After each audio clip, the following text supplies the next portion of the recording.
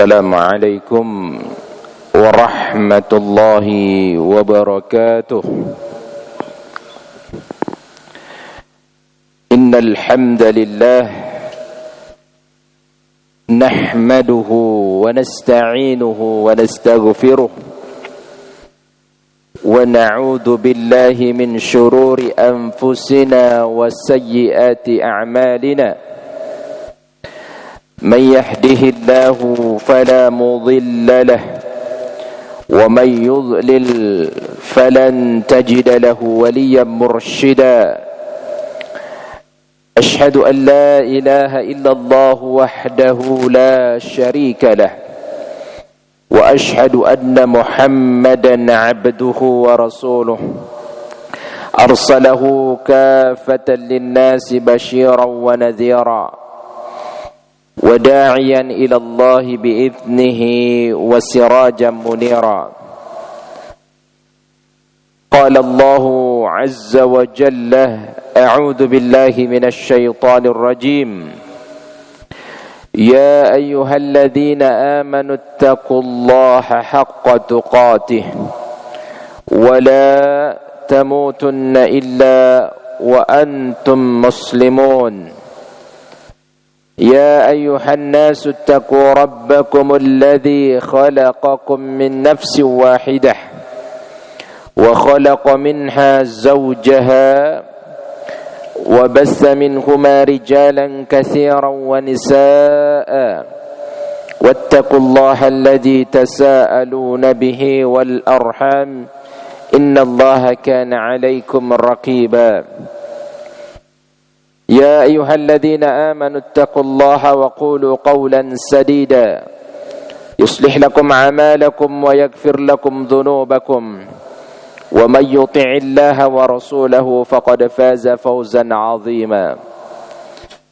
فإن أصدق الحديث كتاب الله وخير الهدي هدي محمد صلى الله عليه وسلم وشر الأمور محدثاتها وكل محدثة بدعة وكل بدعة ضلالة وكل ضلالة في النار. أما بعد. Hadirin jamaah yang dirahmati Allah Subhanahu wa taala. Alhamdulillah, dengan nikmat Allah Ta'ala kita dapat berkumpul di masjid yang mulia ini dalam rangka taqarrub ila Allah, menuntut ilmu yang dengannya kita lebih dekat kepada Allah, yang dengannya kita lebih taat kepada Allah. Maka perlu kita luruskan niat kita hadir di majelis ilmu ini. Niatkan karena kita ingin lebih meningkatkan ketaatan kepada Allah. Menuntut ilmu bukan untuk menjadi sebuah kebanggaan, berbangga-bangga dengannya. Bukan untuk mendebat orang lain, tetapi dalam rangka untuk menambah ketaatan kepada Allah serta mendakwahkannya. Ini semua adalah karena nikmat dan karunia yang Allah Subhanahu wa taala berikan kepada kita. Dan juga salawat dan salam senantiasa kita curahkan kepada Nabi kita yang mulia, Nabi Muhammad sallallahu alaihi wasallam. Hadirin ikhwati fillah rahimakumullah. Tema kajian kita pada sore hari ini yaitu meraih indahnya husnul khatimah, meraih indahnya husnul khatimah. Jemaah yang dirahmati Allah, apa yang melatar belakangi tema ini kita angkat? Yang pertama, bahwasanya manusia pasti akan mati.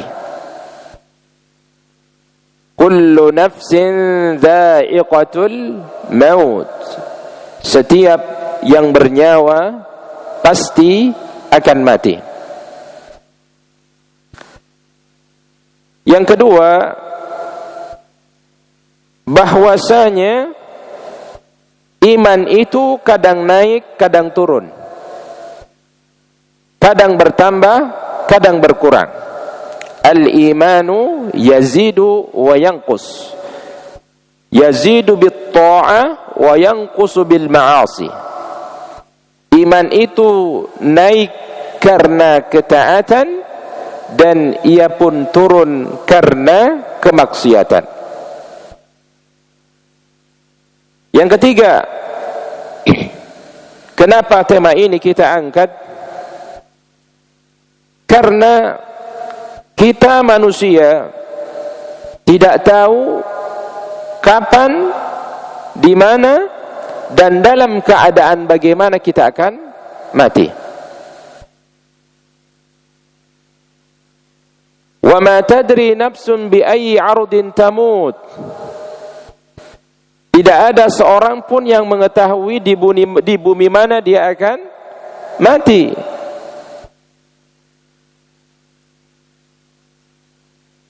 Terkadang sebagian dari kita kaum muslimin sudah merencanakan kematiannya.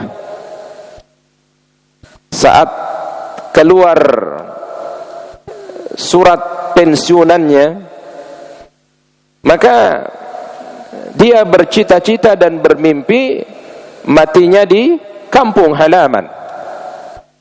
Kemudian setelah pensiun, dia hijrah atau kembali ke kampung halamannya.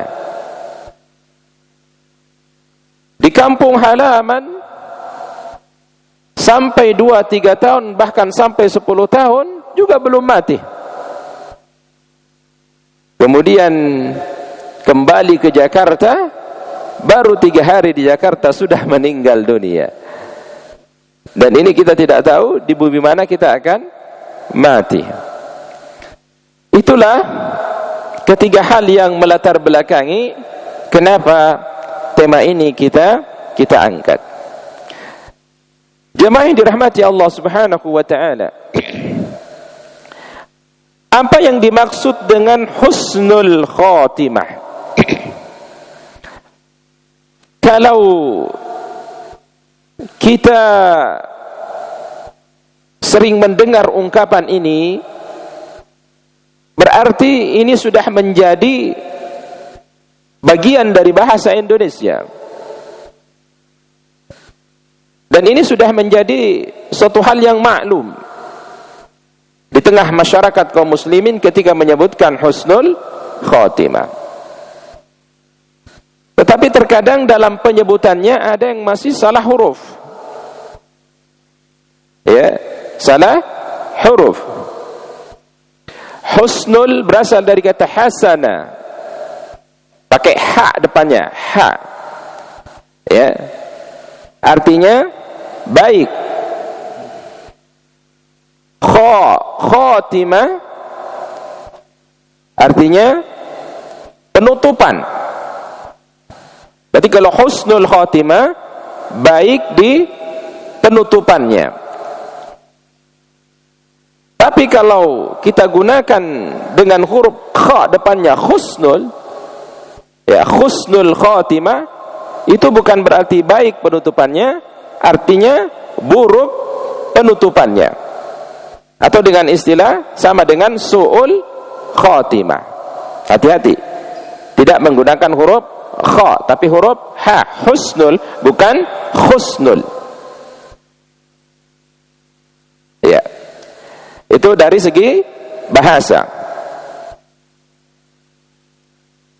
Kemudian dalam pengertian lain bahwa husnul khatimah ini adalah yaitu seorang hamba sebelum meninggal ia diberi taufik oleh Allah Subhanahu wa taala untuk menjauhi semua yang dapat menyebabkan kemurkaan Allah Subhanahu wa taala.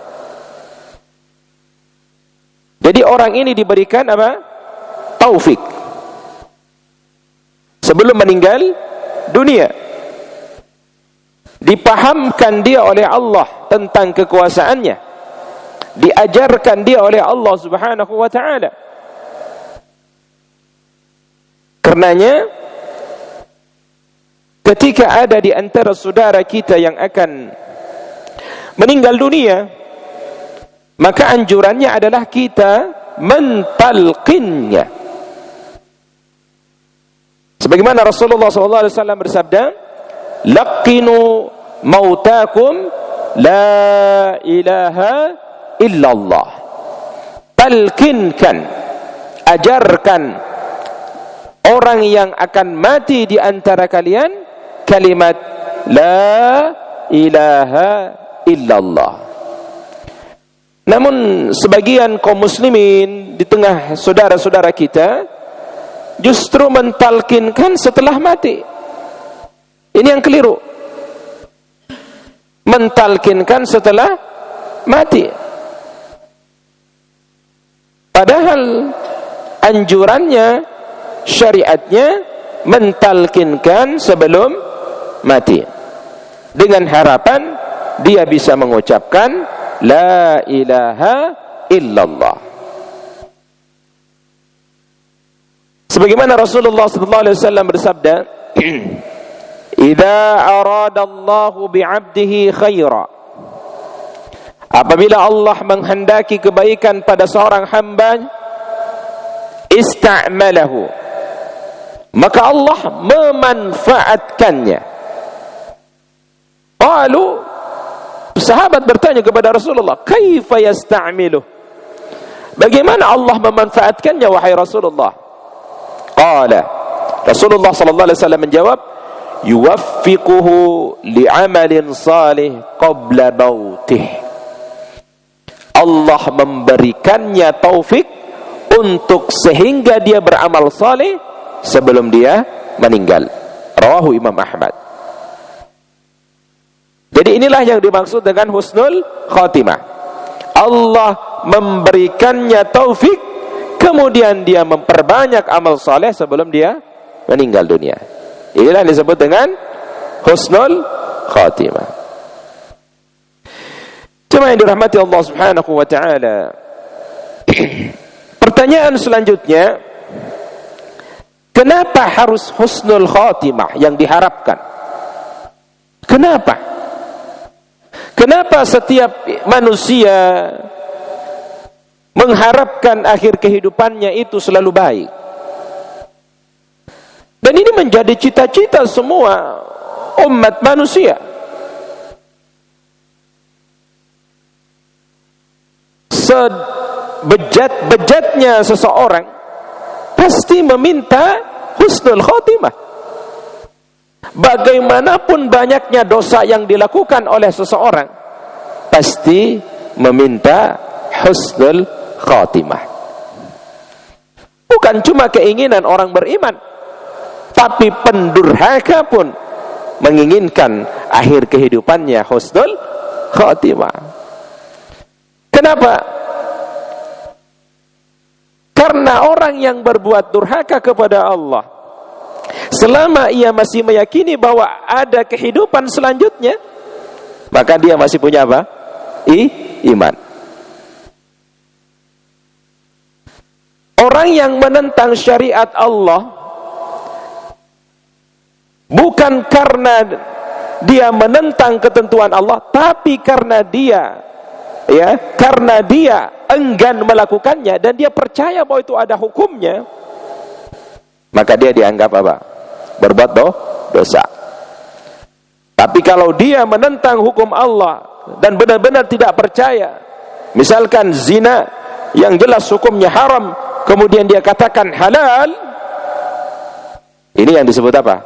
Keluar dari Islam, jatuh kepada kekafiran. Tapi kalau dia melakukan zina karena dia berbuat dosa dan dia tahu itu haram, hanya jatuh pada perkara dosa. Itu bedanya. Jadi lebih berat apa? Yang tidak mempercayai hukum Allah ketimbang dia melakukan dosa itu. Nah, jemaah yang dirahmati Allah, kembali kepada kenapa harus husnul khatimah. Ada apa sebenarnya di balik husnul khatimah? Kenapa semua orang mengharapkannya? Yang pertama, jemaah yang dirahmati Allah, kenapa harus husnul khatimah? Karena semua umat Islam ini percaya bahwa dunia ini hanya sementara. Meyakini betul bahwa kehidupan dunia ini hanya sementara. Ya. Kalau kita perhatikan hadis Rasulullah sallallahu alaihi wasallam yang diriwayatkan oleh Imam Muslim, wallahi demi Allah kata Rasulullah, mad dunya fil akhirah, tidaklah dunia itu dibandingkan dengan akhirat, illa mithlu ma yaj'alu ahadukum isba'ahu hadih, kecuali seperti seseorang dari kalian mencelupkan jarinya ke laut. Dia celupkan jarinya ke laut. Wa asyara Yahya bis sababah, dia mencelupkan jarinya ke laut. Falyandur bima tarji, maka ketika ia letakkan jarinya ke laut, dia angkat, perhatikan apa yang kembali, hanya tetesan air. Itulah dunia. Itulah dunia yang digambarkan oleh Rasulullah SAW di tengah air laut yang amat luas. Kita celupkan tangan kita, kita angkat, menetes air. Itulah dunia. Begitu kecilnya dibandingkan dengan kekuasaan Allah, laut ciptaan Allah Subhanahu wa ta'ala. Karenanya dunia ini sementara. Orang mengharapkan husnul khotimah karena dia akan meninggalkan dunia ini.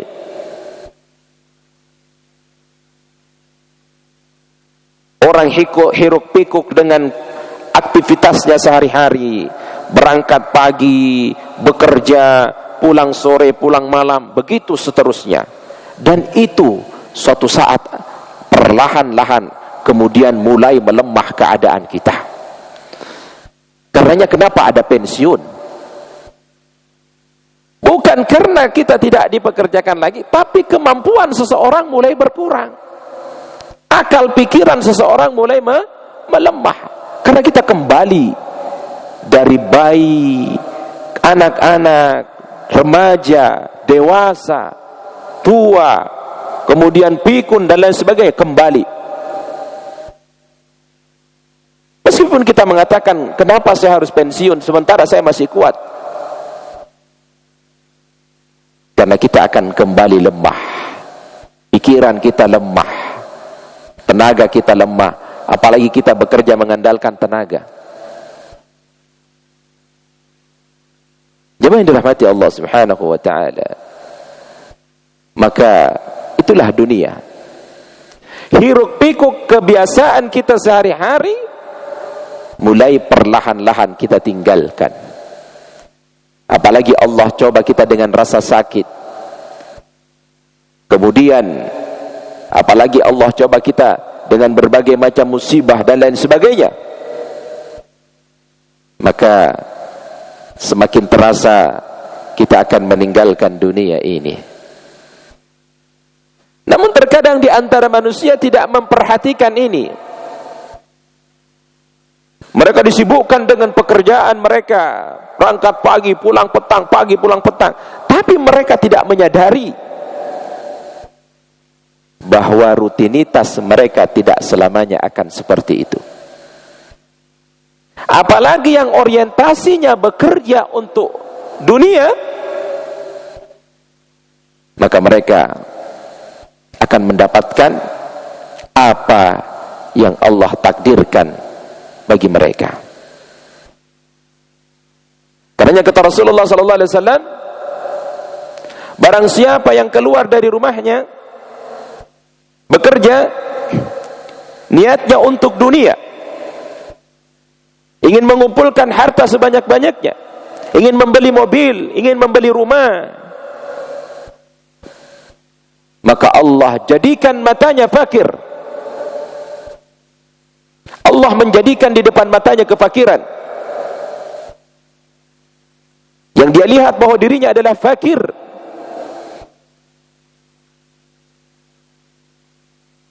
Padahal dia sudah punya segalanya. Ketika ditanya, apa sih yang bapak ingin kejar lagi? Saya emang gak ada apa-apanya ini. Padahal semuanya sudah ada. Kenapa Allah jadikan dia di depan matanya kefakiran?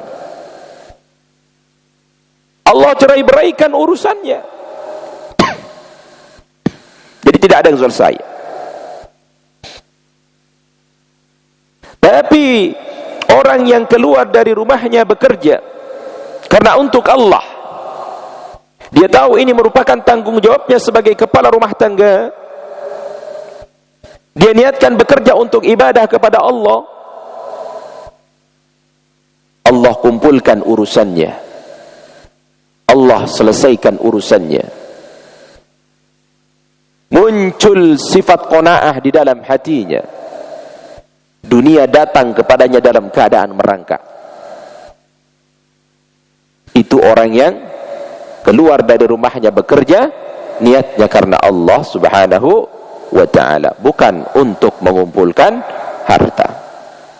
Karena dia tahu bahwa harta yang akan ia tinggalkan, rumah, kendaraan, semua akan ditinggalkan. Tidak akan yang dibawa mati. Makanya kenapa harus husnul khotimah? Karena dunia ini sementara. Yang kedua, kenapa harus husnul khotimah? Karena akhirat itu selamanya. Orang yang cerdas pasti memikirkan bagaimana yang selamanya, bukan yang sementara. Buat apa mempersiapkan sementara yang selamanya masih menunggu kita?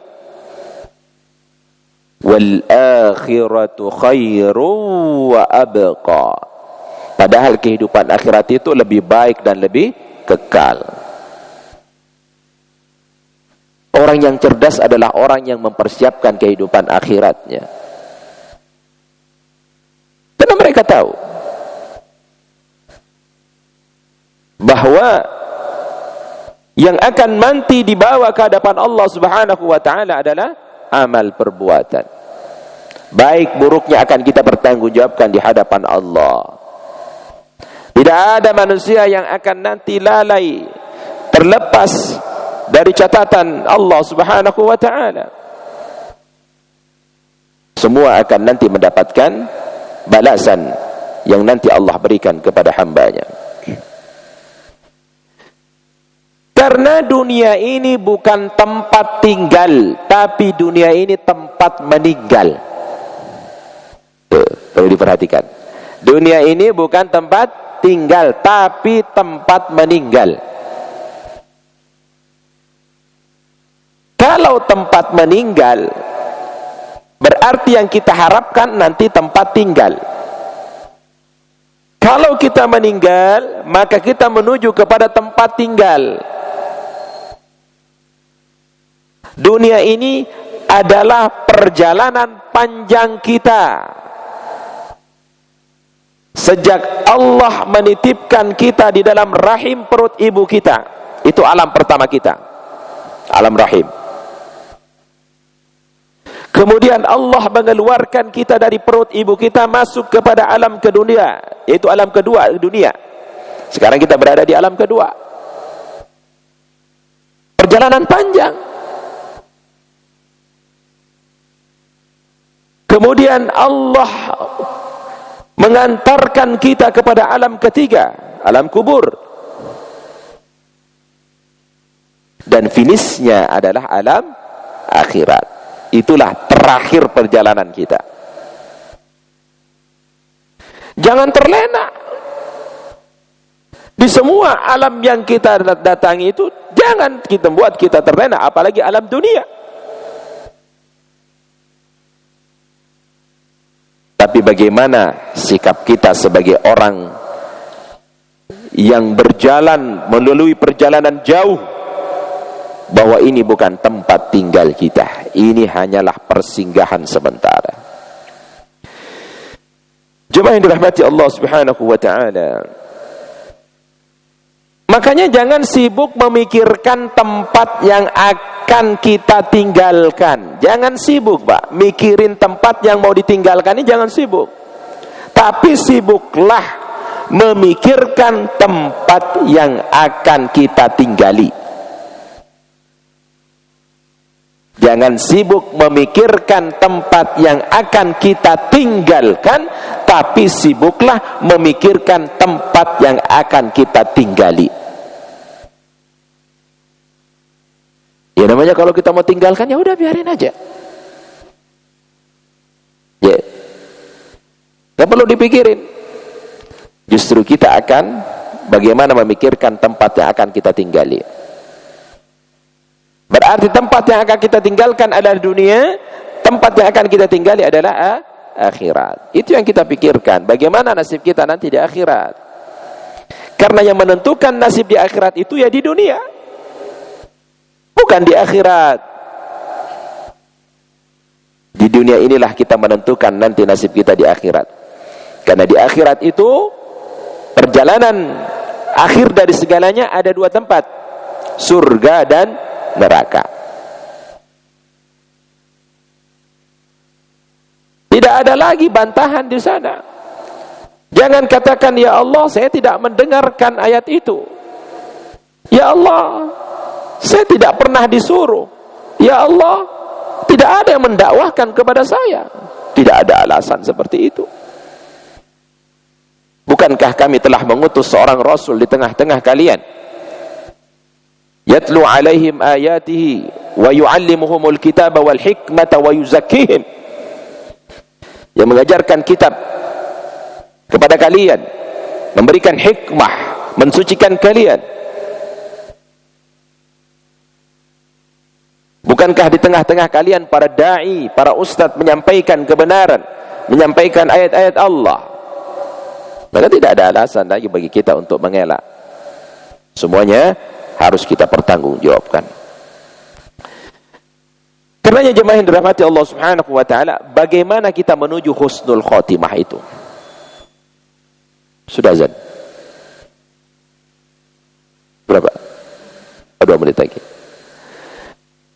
Bagaimana kita menuju husnul khotimah? Ini yang perlu kita perhatikan. Untuk menuju husnul khotimah ini ada beberapa tahapan langkah yang harus kita lakukan. Yang pertama, muraqabatullah. Ya, mendekatkan diri kepada Allah Subhanahu wa ta'ala. Dekat kepada Allah.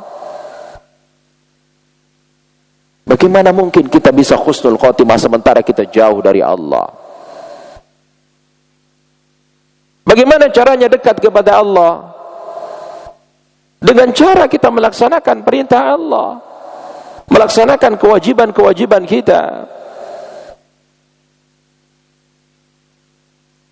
Ya. Yang kedua, untuk menuju husnul khotimah, muraqabah. Sadar bahwa kita ini diawasi oleh Allah Subhanahu wa ta'ala. Taib jemaah yang dirahmati Allah, azan maghrib sudah masuk. Kita break sementara, insyaallah nanti kita lanjutkan setelah salat maghrib.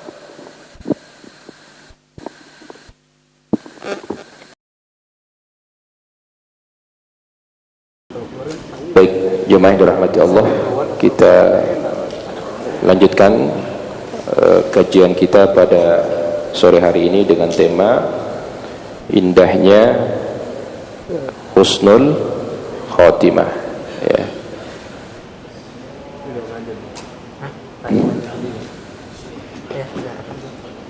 tadi kita sudah sampai pada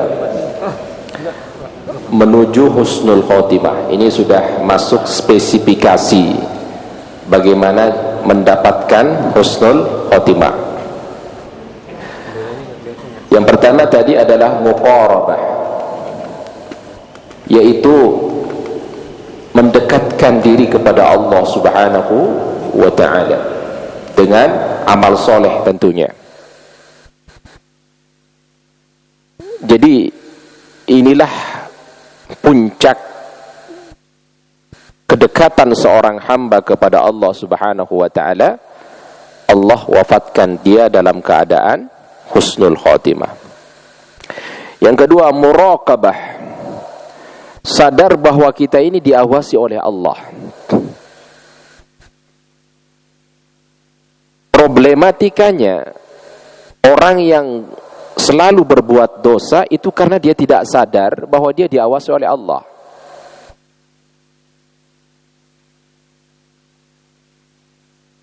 Orang yang selalu merasa diawasi oleh Allah, maka dia akan terhindar dari perbuatan dosa. Ketika dia akan melakukan kecurangan, kemudian dia ingat bahwa Allah melihat kecurangan itu. Ketika dia akan menzalimi orang, dia ingat bahwa Allah melihat kezaliman itu. Maka dia akan mengerem perbuatan dosa itu. Yang ketiga, untuk menuju husnul khotimah itu adalah mudawamah, continue, meskipun sedikit. Ahabbul a'mali ilallahi, amalan yang paling dicintai oleh Allah Subhanahu wa ta'ala, adwamuha wa in qalla, adalah amalan yang continue, terus menerus, walaupun sedikit. Ya. Kita terbiasa membaca Al-Quran hanya 1 halaman, tapi itu rutin dilakukan setiap hari, itu yang dicintai oleh Allah. Daripada 1 hari habis 1 juz, kemudian sebulan berikutnya baru baca lagi. Kemudian kita merutinkan untuk melaksanakan qiyamul lail seminggu sekali setiap hari Jumat. Kita rutinkan itu. Daripada setiap malam dilakukan, kemudian dilakukan tahun depan lagi. Jadi meskipun sedikit, tapi apa? Berkesinambungan terus menerus. Kata Rasulullah sallallahu alaihi wasallam, la takun mithla fulan, kalian jangan seperti fulan, kana yaqumul lail fataraka qiyamahu, dia dulu terbiasa melakukan qiyamul lail, kemudian dia tinggalkan. Ya. Maka rutinkan setiap hari untuk berinfak, meskipun hanya 5.000, tapi rutin. Rutinkan setiap hari untuk melaksanakan sholat berjamaah di masjid. Ustaz, saya bisanya sholat duha 2 kali dalam seminggu. Gak masalah. Gak mesti setiap hari. Semampu antum. Yang sampai 1 kali hari ini sholat duha, kemudian bulan berikutnya baru sholat duha lagi, atau tahun depan baru sholat duha lagi menjelang Ramadan. Atau jangan-jangan kita baca Quran ketika Ramadan saja, kelar Ramadan Qurannya dilipat lagi. Maka untuk menuju husnul khotimah itu adalah adanya mudawamah, continue dalam beramal meskipun sedikit. Yang keempat, muhasabah, evaluasi diri. Hari ini saya telah berbuat dosa apa? Apa amalan yang belum saya lakukan hari ini dari kewajiban saya? Evaluasi. Maka paling tepat untuk mengevaluasi diri adalah tengah malam. Kita bangun di tengah malam, orang-orang pada tidur, kemudian kita mengevaluasi diri kita. Ya Allah, tadi pagi saya melakukan kesalahan ini, ampuni saya ya Allah. Ya Allah, hari ini saya melakukan kesalahan kepada istri saya. kepada anak-anak saya, kepada orang tua saya. Ampuni saya ya Allah. Ya Allah, hari ini saya tidak telepon orang tua saya. Biasanya saya setiap pagi telepon dia. Hari ini saya tidak telepon dia. Ampuni saya ya Allah. Jadi ada evaluasi diri. Karena ciri orang beriman itu adalah introspeksi diri kembali. Apa kesalahan yang hari ini saya lakukan? Kemudian dari situ dia mengambil pelajaran, tidak akan melakukan kesalahan yang sama. Jangan sampai kita mengakui kesalahan kita, kemudian tidak meninggalkannya. Jadi apa? Muhasabah, adanya evaluasi. Kemudian yang kelima adalah mujalasah, berkomunitas dengan baik, berkumpul duduk dengan orang-orang baik, dengan orang-orang saleh. Karena kata Rasulullah sallallahu alaihi wasallam, agama seseorang itu tergantung kepada agama dia siapa dia berteman. Makanya sering kita mendengar kalau kita berteman dengan penjual minyak wangi, kita kena wangi. Kalau kita berteman dengan penjual ikan di pasar, kita kena bau amis. Kalau kita sering duduk berteman dengan orang-orang yang suka menghadiri majelis ilmu, maka kita pun hadir setiap hari di majelis ilmu. Kalau kita sering berkumpul dengan orang-orang soleh yang setiap hari sholat, kita pun akan ikut setiap hari sholat. Tapi kalau kita berteman dengan tukang maksiat, maka kita pun kemungkinan besar akan menjadi ahli maksiat. Mujalasah, duduk berkomunitas dengan orang-orang saleh. Jemaah yang dirahmati Allah Subhanahu wa ta'ala. Lalu setelah kita tahu bagaimana menuju husnul khotimah itu, sekarang kita tahu bagaimana penyebab menjadi husnul khotimah. Apa yang menyebabkan seseorang husnul khotimah? Itu pertama yang harus kita ketahui. Kalau kita tidak tahu sebabnya, bagaimana bisa mungkin kita meraih husnul khotimah? Ada 3 garis besar yang menjadi penyebab husnul khotimah. Yang pertama adalah mentauhidkan Allah dan tidak menyekutukannya. Ini kuncinya, tauhid. Kalau tauhid sudah hilang di dalam diri kita, jangan harap mendapatkan husnul khotimah. Ini kuncinya, tauhid. Inna Allah la yaghfiru an yushraka bihi wa yaghfiru ma duna dzalika liman yasha. Wa may yusyrik billahi faqad iftara itsman 'azima. An-Nisa 48. Sesungguhnya Allah tidak akan mengampuni dosa syirik, dan Allah mengampuni dosa selain daripada itu. Barang siapa yang berbuat syirik, maka dia telah melakukan dosa besar. Kalau masih ada kalimat la ilaha illallah di dalam diri kita, tauhid, maka kita sudah mendapatkan satu penyebab mendapatkan husnul khotimah. Ini perlu kita perhatikan jemaah yang dirahmati Allah. Yang kedua, berdoa kepada Allah, minta kepada Allah agar kita diwafatkan dalam keadaan husnul khotimah. Kalau kita berdoa kepada Allah, minta kepada Allah. Salah satu doa yang diajarkan oleh Rasulullah sallallahu alaihi wasallam, Allahumma ja'al khairi umri akhirih. Ya Allah, jadikanlah akhir dari umurku ini kebaikan. Wa khairu amali khawatimih. Jadikanlah akhir dari hidupku ini adalah perbuatan atau amalku yang baik. Wa khairul ayyami yawma alqaka fihi. Jadikanlah akhirnya juga adalah pertemuan kelak denganmu, membawa amal yang baik. Allahumma inni as'aluka husnul khotimah wa a'udzubika min su'il khotimah. Minta kepada Allah, berdoa. Ya. Karena kita tidak tahu dalam keadaan bagaimana kita mati. Makanya setiap hari kita doa kepada Allah, ya Allah, matikan aku dalam keadaan husnul khotimah. Ketika kita akan berangkat pulang dari pekerjaan kita, dari kantor, dari tempat kita bekerja pulang, minta kepada Allah di perjalanan, ya Allah, matikan aku dalam keadaan husnul khotimah. Karena kita tidak tahu di kondisi perjalanan seperti apa. minta kepada Allah. Berangkat dari rumah pagi, begitu pula minta kepada Allah. Allahumma inni as'aluka husnul khotimah, minta kepada Allah. Setiap saat minta kepada Allah. Kemudian yang ketiga, menjadi penyebab husnul khotimah itu adalah selalu memperbaiki diri, berada dalam nilai kebaikan, dan selalu bertaubat kepada Allah. Jangan berhenti bertaubat kepada Allah. Saat kita melakukan kesalahan, langsung iringi dengan taubat kepada Allah. Minimal kita beristighfar kepada Allah subhanahu wa ta'ala. Maka itulah ketiga penyebab mendapatkan husnul khotimah.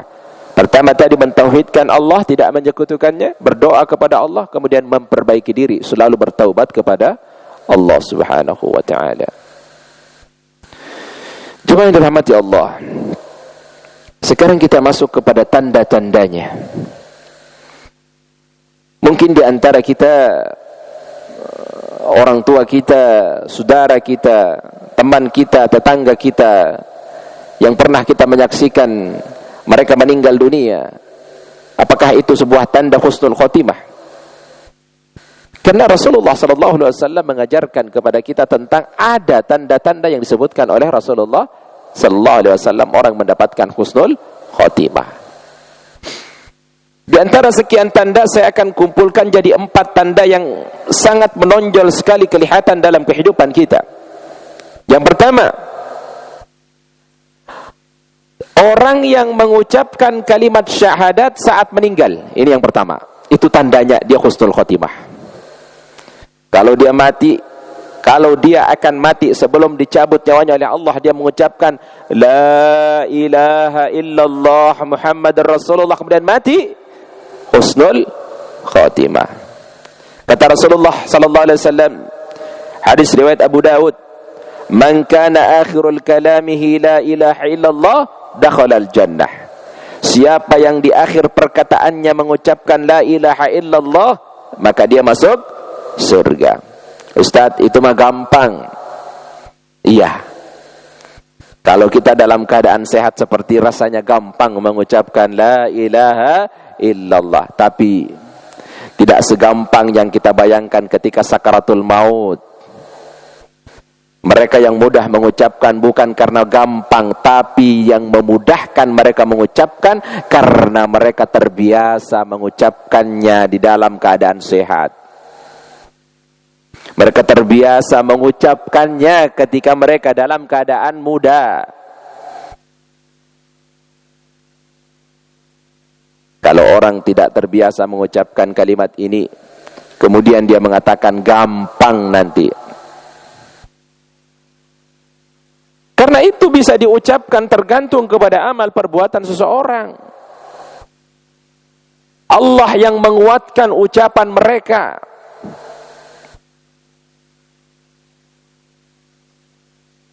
Paman Rasulullah, siapa yang tidak kenal dengan Abu Talib?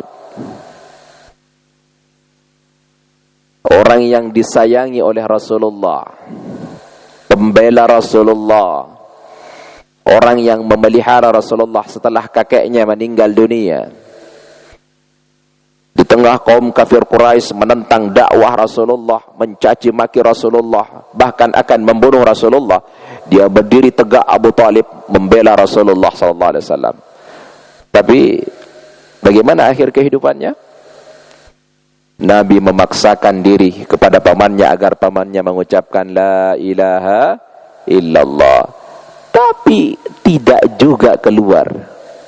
Nabi yang memaksakan meminta kepada pamannya, paman ucapkan la ilaha illallah, tapi itu tidak keluar.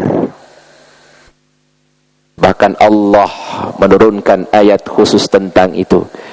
Innaka la tahdi man ahbabta walakinnallaha yahdi man yasha. Muhammad, bukan tugas memberikan petunjuk kepada orang yang engkau cintai sekalipun. Ya, tetapi yang memberikan petunjuk itu adalah Allah. Apalagi kita. Ya. Jadi tidak segampang yang kita bayangkan. Itu yang pertama. Yang kedua, Rasulullah mengatakan tanda-tanda husnul khotimah itu pada diri seorang yang beriman ketika dia mati keningnya berkeringat. Keningnya berkeringat. Hadis riwayat Tirmidzi, mautul mu'mini bi'irkil jamin. Kematian seorang mukmin itu keningnya berkeringat. Itu tanda husnul khotimah. Tapi jangan dibuat-buat ya. Iya. Udah pesan sama istrinya. Kalau saya meninggal, ya, mama yang ngeliatin saya, kasih air di jidat saya ya. Terus koleganya, rekan-rekannya ngunjungi dia, dibuka. Masya Allah, jidatnya berkeringat.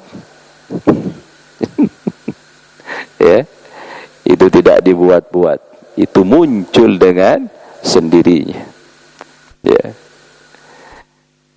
Kemudian yang ketiga, jemaah yang dirahmati Allah Subhanahu wa taala, dia meninggalnya pada malam atau hari Jumat. Pada malam atau hari Jumat. Ada yang mau husnul khotimah, Pak? Ada? Hari ini hari apa? Malam apa ini? Ada yang mau? Kalau husnul khotimah mau, Pak. Mau.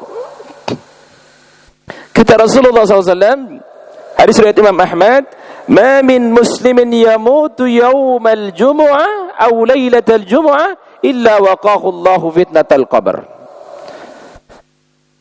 Dan antara seorang muslim yang meninggal pada hari Jumat atau malam Jumat, maka Allah akan hindari dia dari fitnah kubur, dari azab kubur. Ya, suatu ketika Rasulullah SAW melewati perkuburan. Kemudian Rasulullah mendengar ada orang disiksa. Ada orang disiksa. Kata Rasulullah, mereka menganggap dulu bahwa perkara itu adalah perkara yang kecil, tapi sebenarnya adalah perkara yang besar. Kenapa dia disiksa? Yang pertama karena dia sering mengadu domba, namimah. Dia sering mengadu domba. Yang kedua, dia sering buang air kecil tetapi tidak dibersihkan, tidak cebok. Yaitu siksa kubur. Kemudian yang keempat, tanda-tanda husnul khotimah itu karena dia beramal soleh. Jadi dia salat dalam keadaan sujud meninggal. Itu husnul khotimah, Pak. Dalam keadaan azan, la ilaha illallah, meninggal, husnul. Dalam keadaan ruku, dalam keadaan baca Quran, lagi nyawer dangdutan, meninggal. Ini repot nih. Lagi berbuat durhaka, meninggal. Lagi berbuat dosa, meninggal. Na'udzubillahi min dzalik. Ya. Maka itulah tanda-tanda orang yang mendapatkan husnul khotimah. Ini yang kita harapkan. Kenapa kita selalu berada dalam kebaikan dengan harapan matinya dalam keadaan baik?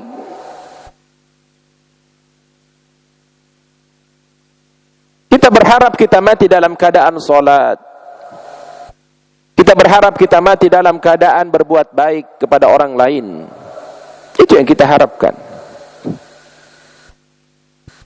Jemaah yang dirahmati Allah Subhanahu wa taala. Karena jemaah yang dirahmati Allah, hari itu ada 3. Hari itu ada 3. Yang pertama hari lahir. Hari lahir. Kita ingat. Ya. Diingat hari lahir kita. Ya. Tahu tanggal sekian, bulan sekian, tahun sekian, hari sekian, bahkan ada ingat jam sekian kita lahir. Diingat. Yang kedua hari hidup. Dijalani. Yang kita saat sekarang ini adalah menjalani hari hidup. kita jalani. Yang ketiga adalah hari wafat. Hari wafat itu bukan diingat, bukan dijalin, tapi dipersiapkan. Hari kematian itu dipersiapkan. Bahkan ada orang tua kita sudah mempersiapkan semuanya. Ya, termasuk kain kafannya pun sudah disiapkan. Termasuk kuburannya sudah disiapkan. Dia sudah pesan kuburannya. Ya.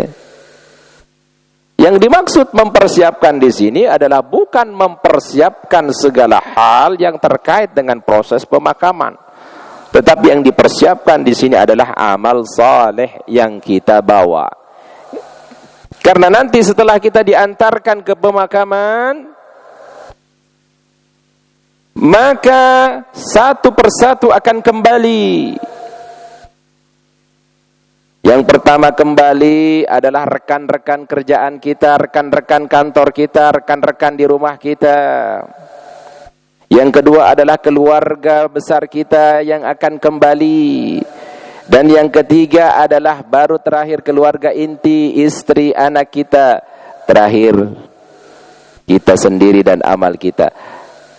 Setia-setianya istri, Pak, enggak ada yang tidur di kuburan suaminya. Ya. Ada cerita suami, ya, istrinya meninggal. Tiap hari nyiramin kuburan istrinya, diseremin sama dia, disiram. Ya. Orang penasaran, ini sayang banget sama bininya tiap hari nyiram kuburan. Ditanya, "Pak, kenapa itu kuburan disiram?" "Bapak belum terima dipanggil sama Allah." "Bukan. Istri saya sudah wasiat, saya tidak boleh nikah sebelum rumput kuburannya tumbuh. Makanya saya siramin biar cepat tumbuh." Ya. Kirain setia, Pak, ya. Jadi harus dipersiapkan dengan amal soleh.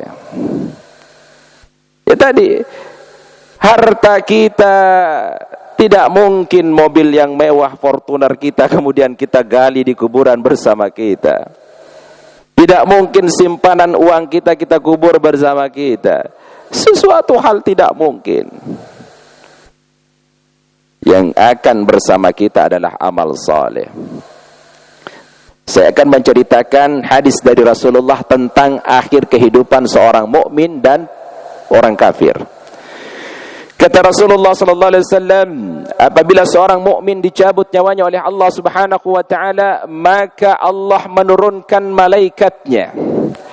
Allah menurunkan malaikatnya, kemudian malaikat yang satu duduk di depan kepalanya, duduk di kakinya, duduk di kanan kirinya, ingin menyaksikan proses pencabutan nyawa orang mukmin ini. Allah melalui malaikat tadi membawa kain kafan dari surga, wangi-wangian dari surga, semuanya diambil dari surga. Allah mempesankan kepada malaikat pencabut nyawa, wahai malaikat maut, cabutlah nyawanya dengan seringan-ringannya, seperti sutra yang dicabut lembut dari air.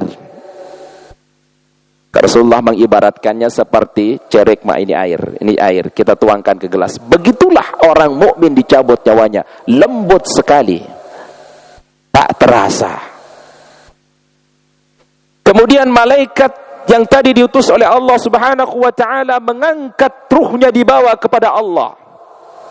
Setiap pintu langit di muka para malaikat mengatakan, siapa arwah itu, begitu wanginya dia. Bahkan para malaikat meminta agar dia dipersinggahkan sementara waktu, lalu ke hadapan Allah dibawa. Kemudian Allah Subhanahu wa taala memerintahkan dia untuk dimasukkan ke dalam kuburnya.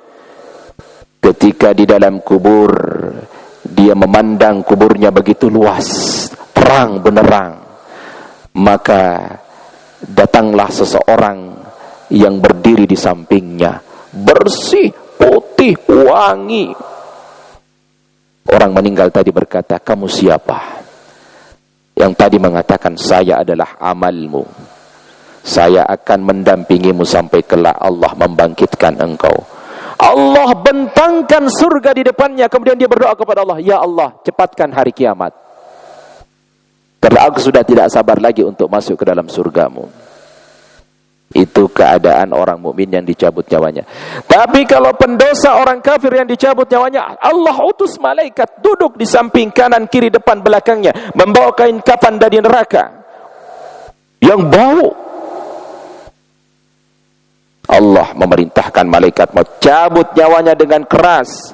Rasulullah menggambarkan seperti duri yang ditarik dari kain dicabut. Teriak saking sakitnya, dibawa ke hadapan Allah. Maka malaikat penjaga langit menutup dan tidak mau mencium baunya, karena saking baunya bahkan lebih bau daripada bau yang pernah kita dapatkan di dunia. Kemudian dia bawa ke alam kubur. Dia merasakan ada himpitan tanah remuk tulang-tulangnya. Ada orang berdiri di sampingnya yang juga bau hitam. Dia mengatakan, kamu siapa? Saya adalah amalmu yang akan menemanimu sampai Allah kelak membangkitkanmu. Dibentangkan neraka di depannya. Dia berdoa, ya Allah, tangguhkanlah kiamat, tangguhkanlah kiamat. Dua keadaan orang mukmin dan orang kafir, pendosa yang dipanggil oleh Allah Subhanahu wa ta'ala. Jemaah yang dirahmati Allah, makanya Rasulullah sallallahu alaihi wasallam berpesan kepada kita, kun fid dunya ka'annaka gharib aw 'abiru sabil. Hiduplah engkau di dunia seperti orang asing atau seperti orang yang sedang berjalan, menyeberang jalan. Ini hadis yang mulia mengajarkan kita agar kita di dunia ini seperti orang asing atau orang yang akan menyeberang jalan. Bagaimana orang asing itu? Orang asing itu bukan penghuni tetap, tapi bertamu sebentar. Jadilah orang asing. Bahwa kita di dunia ini adalah orang asing, bukan penghuni tetap dunia ini. Orang asing, tamu itu harus bersikap baik terhadap tuan rumahnya. Kerjakan yang baik-baik. Dan tamu orang asing tadi punya tempat tinggal asli, yaitu tempat tinggal asli kita adalah akhirat. Begitu pula orang yang menyeberang jalan. Orang yang menyeberang jalan itu menyeberang pasti sebentar. Harus fokus ke tujuan. Harus terus bergerak. Tidak boleh berhenti. Ini adalah ibarat kehidupan yang kita lewati di dunia ini. Maka kita harus terus bergerak. Jangan sampai terlena dengan kehidupan dunia ini, terlena dengan kehidupan kemewahan dunia ini. Fokuskan tujuan kita adalah untuk Allah, menuju akhirat. Jemaah yang dirahmati Allah Subhanahu wa ta'ala, ada nasihat yang indah yang disampaikan oleh Utsman bin Affan radhiyallahu an. Utsman berkata, innama a'taakumullahu ad-dunya litallibu bihal akhirah wa la yu'tikumuha litarkanu ilaiha. Sesungguhnya Allah memberimu dunia agar engkau meraih akhirat dengannya, bukan agar kau mencintainya. Nasihat yang sangat indah dari sahabat Utsman bin Affan. Allah memberikanmu dunia agar engkau meraih akhirat dengannya, bukan engkau mencintai dunia itu. Allah kasih kita harta, dengan harta itu kita bisa membeli akhirat. Bukan kita mencintai harta itu lalu mengumpulkannya untuk kepentingan kita sendiri. Maka jemaah yang dirahmati Allah Subhanahu wa ta'ala, hidup yang Allah sedang titipkan kita saat sekarang ini, perlu kita sadari setiap saat bahwa tak selamanya kehidupan ini akan menyertai kita. Suatu saat Allah akan ambil kehidupan ini dari kita. Jemaah yang dirahmati Allah Subhanahu wa ta'ala, begitu indahnya, begitu nikmatnya kalau kita merasakan husnul khotimah ini. Kenikmatan yang sangat luar biasa. Di Tidak gampang untuk mendapatkannya. Butuh usaha keras. Butuh upaya. Tahu bagaimana menujunya. Tahu apa menjadi penyebabnya. Tahu tanda-tandanya. Bukankah kita sering atau kadang melihat orang yang meninggal dunia dengan senyuman? Bukankah kita sering atau kadang mendengar orang meninggal dunia tapi melantunkan ayat suci Al-Quran? Bukankah kita kadang ketika melihat ada pembongkaran kuburan, dibongkar kuburannya masih tetap utuh meskipun sudah berpuluh-puluh tahun? Allah sudah menjawab semuanya dengan tanda-tanda. Allah kenang, kita pun mengenang orang-orang yang selama dalam hidupnya baik, diceritakan kebaikannya. Kenapa? Masih terngiang di dalam diri kita begitu baiknya orang ini, begitu peka terhadap kehidupan masyarakat sosial sekitarnya. Rasanya kita kehilangan dia. Ini husnul khotimah. Rasanya kita kehilangan dia. Allah sudah tunjukkan kepada kita kebaikan-kebaikan orang itu. Jemaah yang dirahmati Allah Subhanahu wa taala. Maka mari kita saling mengingatkan, ana dan antum sekalian, hendaknya kita selalu mawas diri terhadap perkara kematian. Fa idza jaa ajaluhum la yastakhiruna sa'atan wa la yastaqdimun. Karena apabila ajal, tak seorang pun yang dapat memundurkannya apalagi memajukannya. Ajal itu tidak diukur dengan tua muda, tidak diukur dengan sehat sakit. Betapa banyak orang yang meninggal di usia muda. Betapa banyak orang meninggal dunia dalam keadaan sehat. Ada orang lagi duduk-duduk meninggal. Ada orang yang tidur pas dibangunin sudah meninggal. Banyak. Tidakkah kita mengambil pelajaran dari semua itu? Bahwa kita pun akan merasakan hal yang sama. Maka sekali lagi, mari kita persiapkan diri kita untuk meraih indahnya husnul khotimah, agar kehidupan kita jauh lebih baik, dan tentu nanti di akhirat kita dikumpulkan bersama orang-orang soleh, para syuhada, tentunya di surga Allah Subhanahu wa taala. Taib jamaah yang dirahmati Allah, barangkali ada yang ingin ditambahkan atau ada yang ingin disampaikan atau ada yang ingin ditanyakan tentang apa yang tadi kita sampaikan. Fadallah. Waalaikumsalam warahmatullahi wabarakatuh. Ada pertanyaan yang pertama, tadi dijelaskan bahwasanya Allah memerintahkan malaikat maut untuk mencabut hambanya yang beriman itu dengan sehalus-halusnya, seperti kapas dicabut dari ayat. Nah, jadi pertanyaannya, mengapa Rasulullah pada saat sakaratul maut merasakan sakaratul yang amat sangat? Kedua,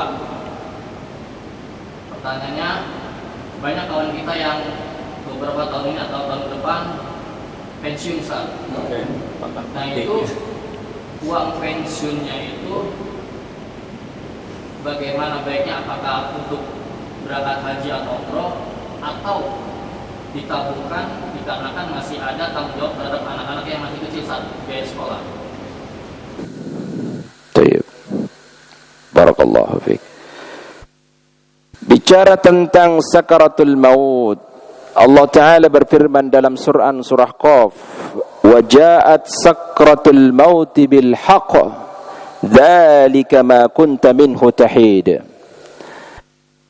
Dan datanglah sakaratul maut dengan sebenar-benarnya, maka itulah yang kamu lari daripadanya. Rasulullah sallallahu alaihi wasallam di akhir kehidupannya juga merasakan sakaratul maut.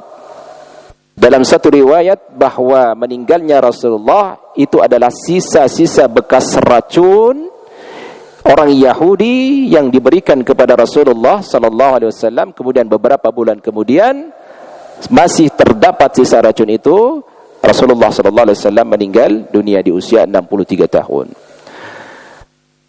Semua yang terkait dengan sakaratul maut dalam ayat Al-Quran maupun hadis Rasulullah adalah sesuatu yang sakit. Sesuatu yang sakit. Dalam Quran surah Al-Qiyamah Allah katakan, kalla idza balagatit taraqiya wa qila man raq. Sekali-kali kata Allah, jangan apabila napas seseorang telah mendesak sampai kerongkongan, ini mau sakaratul maut, dan dikatakan kepadanya, siapakah yang dapat menyembuhkanmu? Maka tak seorang pun yang dapat menyembuh, karena udah sesak napasnya ke kerongkongannya. Begitu sakitnya. Maka kisah seorang muslim yang dijabarkan Rasulullah dalam hadisnya adalah bahwa Allah meminta kepada malaikat untuk dicabut nyawanya dengan lembut. Dicabut nyawanya dengan penuh kelembutan, tetapi yang namanya sakaratul maut itu tetap akan dirasakan sakitnya.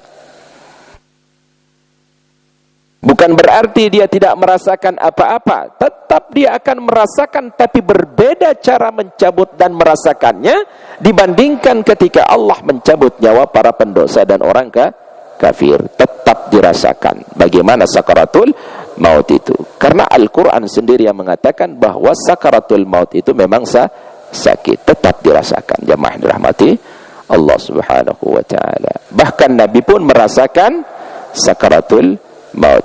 Bahkan Umar bin Khattab radhiyallahu an pernah mengatakan, seandainya sakaratul maut itu bisa ditukar dengan dunia dan isinya, maka aku akan tukar, karena sakitnya. Ya, karena sakitnya tetap dirasakan meskipun oleh orang yang beriman. Cuman kadar sakitnya itu berbeda dengan para pendosa. Ya, seperti itu. Kemudian yang kedua, biasa kita setelah mengakhiri masa pekerjaan kita, kita mendapatkan yang namanya uang pensiunan. Bagaimana seharusnya kita mempergunakan, jamaah yang dirahmati Allah subhanahu wa ta'ala? Kalau kita belum melaksanakan syariat Allah, rukun Islam yang kelima, ibadah haji, kemudian uangnya cukup untuk melaksanakan ibadah haji, maka kita harus melaksanakannya. Tetapi kalau misalkan dalam keadaan yang sama ada sesuatu hal yang mendesak yang harus dilakukan, misalkan pendidikan anak, kebutuhan anak, dan lain sebagainya, maka kita pun harus lebih mendahulukan kebutuhan anak. Berarti kita belum mampu dalam kategori melaksanakan ibadah haji. Kemampuan yang di ibadah haji itu apabila semua kewajiban-kewajiban yang dilaksanakan. Jangan sampai kita berangkat haji kemudian meninggalkan anak istri kita kelaparan minta-minta. Itu tidak dibenarkan. Kita ibadah haji sementara anak kita mau kuliah tidak jadi kuliah. Itu juga tidak dibenarkan. Kecuali dia sudah ada biaya kuliahnya, kemudian masih ada lebihnya bisa buat haji, tafadhal antum melaksanakan ibadah haji. Kalau tidak cukup ibadah haji, hanya bisa dipakai ibadah umroh, tafadhal antum ibadah umroh. Tapi ingat, kebutuhan yang harus didahulukan adalah kebutuhan dan kewajiban kita terhadap keluarga kita. Anak, istri, kehidupan mereka, makanan mereka, pakaian mereka. Jangan sampai meninggalkan keluarga yang lemah, yang kelaparan, karena hanya kita ego melaksanakan perintah Allah. Yang dimaksud mampu di sini, ketika kebutuhan semuanya terpenuhi, barulah ada kelebihannya. Itulah yang dimaksud dengan kemampuan. Allahu a'lam bissawab. Fadalah. Assalamualaikum Pak Ustaz. Waalaikumsalam. Yang ingin saya tanyakan ya tentang biasanya sesungguhnya Allah telah menciptakan takdir dari seluruh biasanya umat manusia. 50 tahun sebelum penciptaan langit dan bumi ya, tentang takdir kita apakah masuk neraka atau masuk surga. tugas kita kan mungkin ya banyak ya, karena di dunia itu ya kita harus beramal soleh. Dengan amal soleh kita apa ada jaminan untuk biasanya bisa merubah takdir itu? Mungkin pertanyaan dari saya itu aja. Ada takdir yang bisa dirubah, ada takdir yang tidak bisa dirubah. Sesungguhnya Allah menciptakan langit dan bumi, ya, 50,000 sanah, 50.000 tahun sebelum penciptaan manusia. Kita sudah ditentukan semua. Kita sudah ditentukan bagaimana nanti akhir kehidupan kita. Lalu ada yang bertanya, kalau begitu kenapa kita harus salat? Kalau ujung-ujungnya ditentukan kita di surga. Kenapa kita harus salat? Kalau ujung-ujungnya ditentukan di neraka. Ya.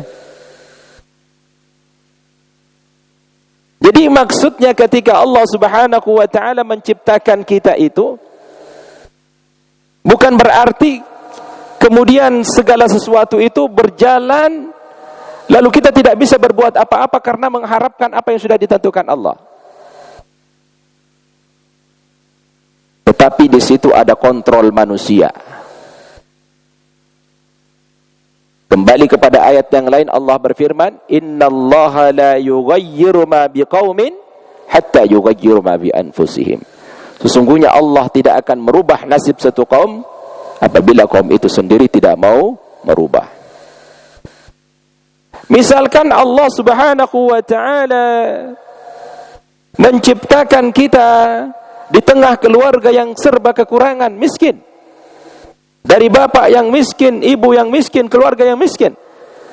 Apakah kita tidak boleh berubah menjadi orang kaya karena sudah ditakdirkan menjadi miskin? Tentu tidak demikian. Maka inilah yang disebut takdir yang bisa dirubah. Dengan hasil usaha kita, kita bekerja keras sehingga nasib kita berubah. Gitu jemaah yang dirahmati Allah. Tetapi kalau yang sudah ditetapkan Allah tentang kematian, kapan kita mati, dalam keadaan bagaimana, itulah takdir yang tetap. Itulah takdir yang tetap. Ajal kita, harta kita pun bisa dirubah tadi dengan ketentuan usaha kita. Apabila kita berusaha, maka itu akan bisa merubah. Ya. Ajal, jodoh, rezeki. Ajal ditetapkan oleh Allah Subhanahu wa taala kapan kita meninggal. Tetapi akan berubah adalah rezeki kita. Jodoh itu sudah Allah tetapkan. Meskipun kita berapa kali melamar perempuan ini itu, kenapa enggak jadi? Karena Allah tidak mentakdirkan dengan dia. Ada pernah ngalami? Ya, menjalin hubungan sekian tahun. Pacaran, wow, naudzubillah. Pacaran 10 tahun, giliran mau menikah nggak jadi. Ya, naudzubillah. Ya, jadi ada yang bisa dirubah, ada yang tetap. Jadi tergantung kepada usaha kita sebagai manusia. Karena dalam satu hadis dikatakan Rasulullah sallallahu alaihi wasallam, "Inna ahadakum," ada di antara kalian, "la ya'malu bi amalin ahli nar," dia mengerjakan amalan penduduk neraka. Hingga jarak antara dia dengan neraka itu tinggal sejengkal. Illa dira. Hatta ma bainahu wa bainahu illa dira, tinggal sehasta. Fayasbiqu alaihi alkitab, lalu ketentuan lain mendahuluinya. Kehendak Allah mendahuluinya. Fayamalu bi amalin ahlil jannah, dia mengerjakan amalan ahli surga. Fayadkhuluha, dia masuk surga. Dulu pada zaman Bani Israel, Ini cerita yang masyhur terkenal, ada seorang yang membunuh 100 orang. Ya, membunuh 100 orang. Hanya karena ingin bertaubat kepada Allah. Dia berjalan mencari tempat yang ditunjukkan oleh seorang alim. Di tengah perjalanan dia mati. Turun 2 malaikat. Yang satu ingin masuk neraka, yang satu ingin masuk surga. Kemudian malaikat diturunkan, yang satu oleh Allah diukur. Lebih dekat mana? Ternyata lebih dekat kepada tempat yang tuju, maka dia masuk surga. Bayangin Pak. Ada ahli ibadah. Pada zaman Bani Israel ahli ibadah. 1000 tahun dia ibadah kepada Allah. Dalam sehari dia berbuat maksiat kepada Allah, menyekutukan Allah, masuk neraka. Dan ini kita tahu. Karena dalam satu hadis disebutkan innamal a'malu bikhawatimi. Sungguhnya amal itu tergantung kepada akhirnya. Karenanya kita harus selalu berbuat baik, continue rutinitas agar akhir kita juga menjadi baik.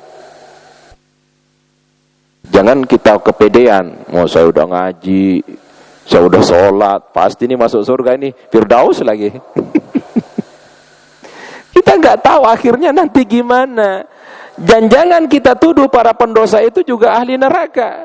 Ada saudara kita, tetangga kita, dia nggak pernah sholat, ya, sering main judi, minum minuman keras. Neraka loh, neraka. Jangan begitu, kita nggak tahu nanti seperti apa akhir kehidupannya. Bisa saja terbalik. Makanya kita tidak boleh menuduh orang kecuali orang yang benar-benar sudah kafir. Ya. Itulah ketentuan Allah Subhanahu wa ta'ala. Allahu a'lam bishawab. Baik, jemaah yang dirahmati Allah, karena waktu Isya sudah masuk ya, Pak. Belum. Mungkin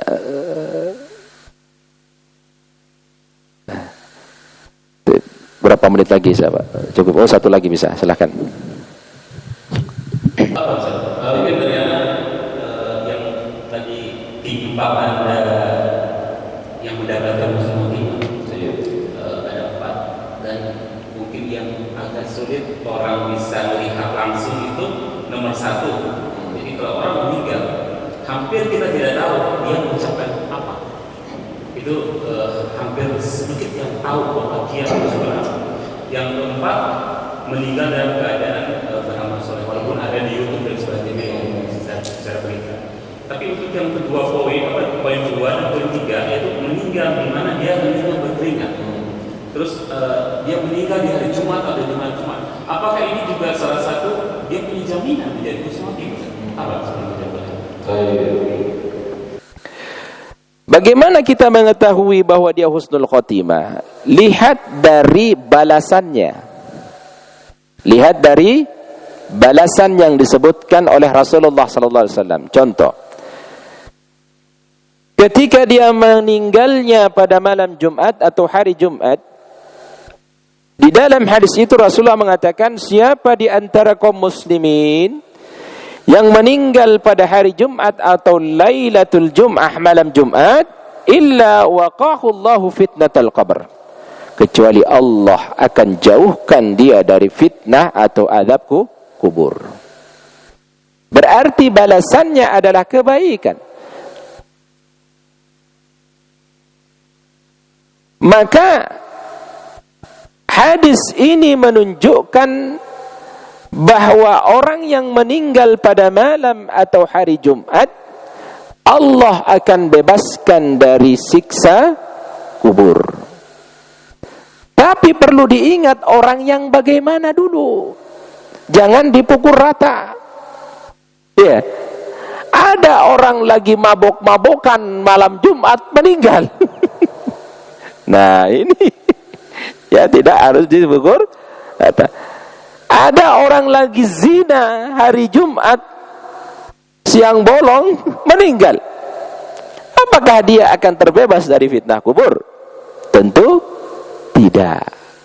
Maka kita kembali kepada yang tadi, penyebab seseorang kenapa husnul khotimah. Yang tadi 3 tadi kita sampaikan, dia mentauhidkan Allah, dia berdoa kepada Allah, dan selalu berperbaiki diri, beramal soleh. Maka sebelum kita menetapkan dia husnul khotimah dengan tanda-tandanya, apakah ketiga penyebab itu sudah dia dapatkan? Meskipun tadi seorang ahli maksiat meninggal pada hari Jumat, tapi dia tidak beramal soleh pada hari itu memperbaiki diri, tentu tidak dikatakan husnul khatimah. Nah, maka yang diutamakan yang tadi penyebabnya dulu, kalau dia sudah mentauhidkan Allah, kalau dia berdoa kepada Allah, kalau dia selalu beramal soleh dan bertobat kepada Allah, lalu meninggalnya di hari Jumat atau malam Jumat, insya Allah itulah husnul khatimah. Allahu a'lam bisawab. Taib jemaah yang dirahmati Allah, demikian kajian kita. Kita selalu berharap, berdoa kepada Allah, mudah-mudahan khususnya yang hadir pada malam ini, kita doakan, saya berdoa kepada Allah semua kita husnul khatimah. Amin ya rabbal alamin. Subhanakallahumma bihamdik, asyhadu an la ilaha illa anta, astaghfiruka wa atubu ilaik. Assalamualaikum warahmatullahi wabarakatuh.